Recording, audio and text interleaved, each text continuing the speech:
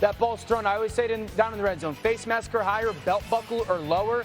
The placement. How about that? The Vikings make our second primetime comeback. I mean, that was tremendous. And going back to 1950, there have been only 2 starting quarterbacks to lead a double-digit fourth-quarter comeback in their NFL debut. We saw J.J. McCarthy do it last night. How about Steve Young, a Buccaneer, did it in the mid-'80s, coming from down 16-6 for a 1916 overtime win over the Lions. Of course, he went on to make 7 Pro Bowls, win a few Super Bowls, MVPs.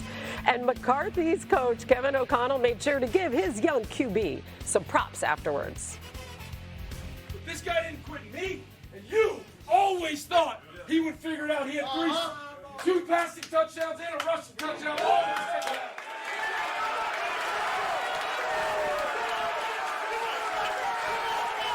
Love that scene afterwards. You know, KOC said, he told him at halftime, hey, kid, you're going to come back and win this game for us. Yeah, it seems like the vibes and the culture in Minnesota locker room-wise are awesome.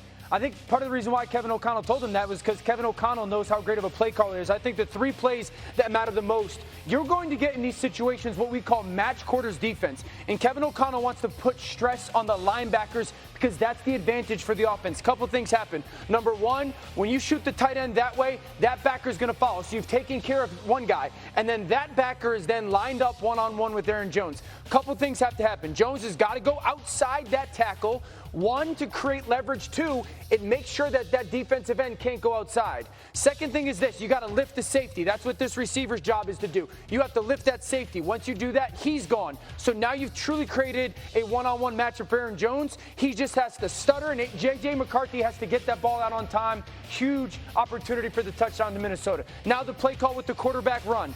Everyone needs to pay attention to start with T.J. Hawkinson. You're going to see Hawk at the snap, jab down, and then arc release to go become a blocker. When he does that, that defensive end's job is to step down as well. You've now created leverage for the quarterback. Slow it down. Watch. See that jab right there? That freezes that defensive end in step number 1. Step number 2, you freeze him on that zone read. He collapses. J.J. McCarthy becomes the runner with the football. This is the play call of the night by Kevin O'Connell. But the play before is the reason why. When the quarterback's struggling a little bit, you just want him to do what he has to do. Okay, you want him to operate the offense. You see J.J. McCarthy right now going, hey, alert, alert, alert. He's going to the second play, and the tight end is coming in. He was outside there. Now, when he was outside, that corner's playing him. That tells everybody it's zone defense. Now, Dennis Allen, who's the defensive coordinator for the Bears, when he's in these zone defenses, in these situations, what he wants to do is go 1, 2, 3, 4, 5-man pressure, and then play a 2-deep zone with droppers. You know what's great against that?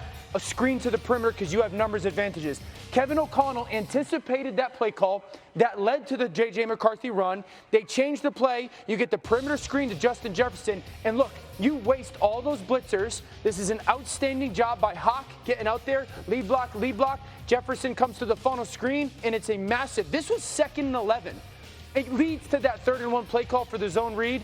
And it's a huge opportunity and score for the Vikings. Kevin O'Connell said, JJ, you're going to lead us back. Yeah. In part because everything we know about the Vikings is real. It's as well coached offensively and the quarterback position that we have in the NFL. Man, the fans must be so excited after what they saw. I'm sure a bit concerned. The first 3 quarters, he looked like a different quarterback down the stretch. What did you notice him start to change? We talked about it yesterday, right? I've never seen this guy play an NFL game. Right? It's fast out there, Hannah. Like, it's cool to say he's going to be this and he's going to be that. But when you get in real-time action, it's a different situation for you. The calmness that Kevin O'Connell kept on the sideline was big for me.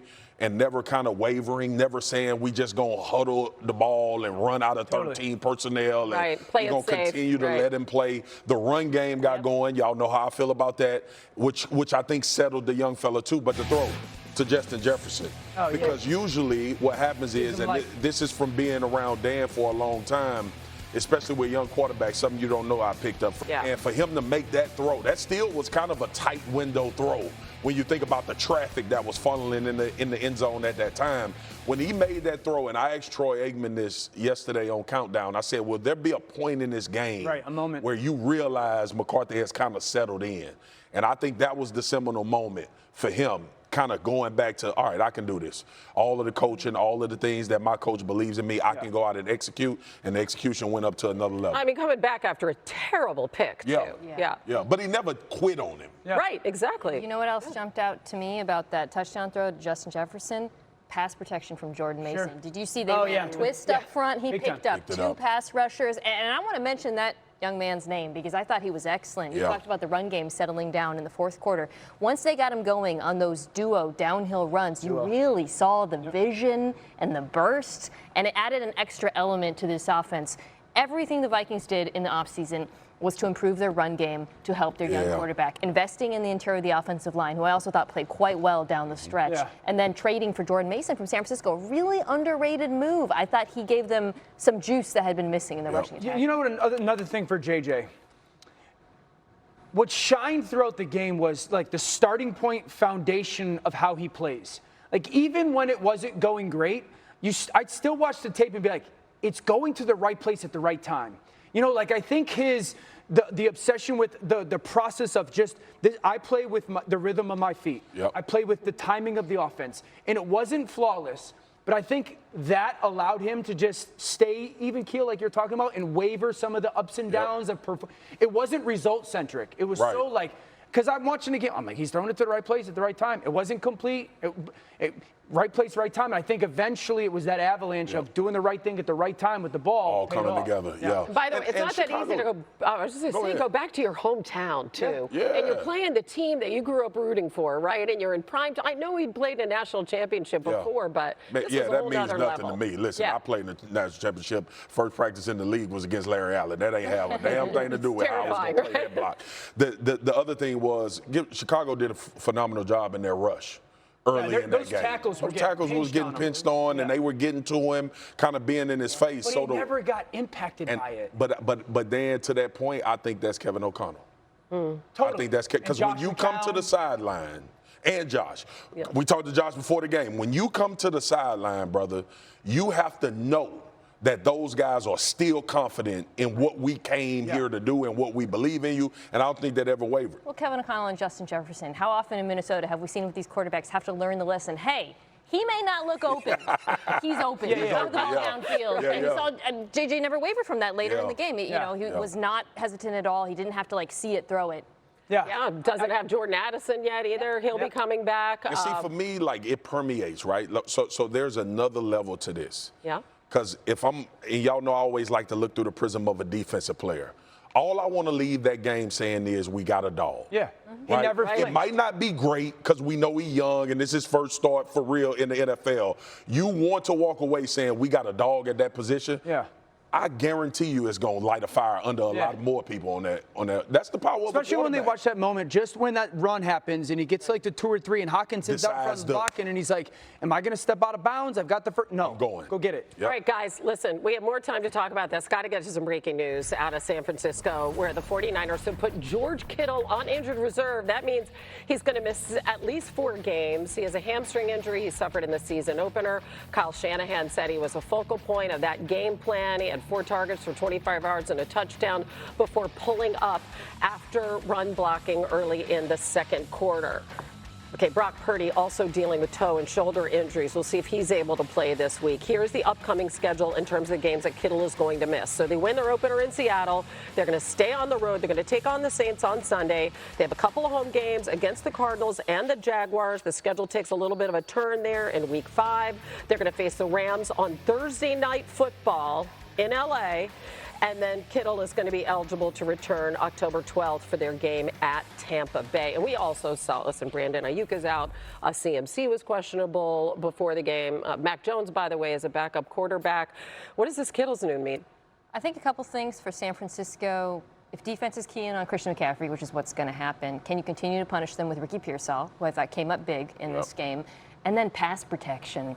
Brock Purdy was pressured 26 times in this game, and a lot of that, I will say, was Brock Purdy holding on to the football a little bit too long, which he's sometimes prone to do, but also tons of unblocked pressures. Now, I think Seattle's defense is very tricky, and this is a week 1 thing where maybe, you know, week 1's a little bit of a liar, but moving forward, that has to improve, I think, for this offense to keep running without Kittle.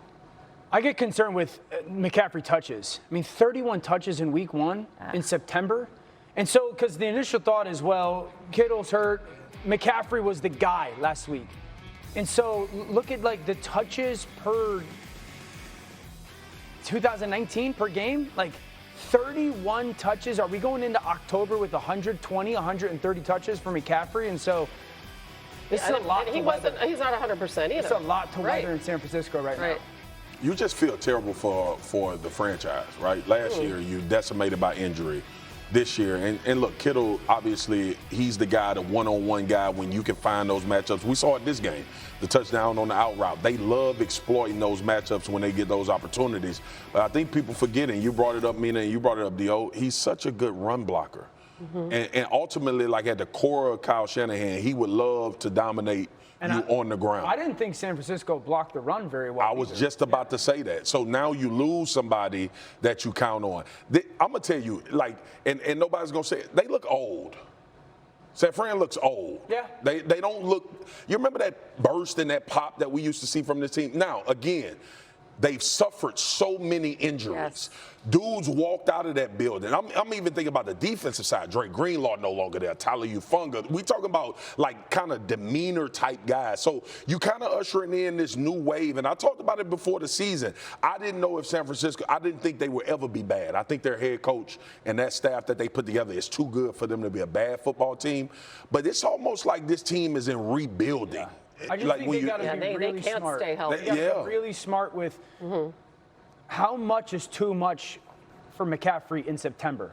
Yep. We have some more news coming in, you guys. Fast and Furious here on this Tuesday on NFL Live. So the NFL has come to a decision on a punishment for Jalen Carter's spitting incident from last week's opener when he spit on Dak Prescott and was ejected from the game.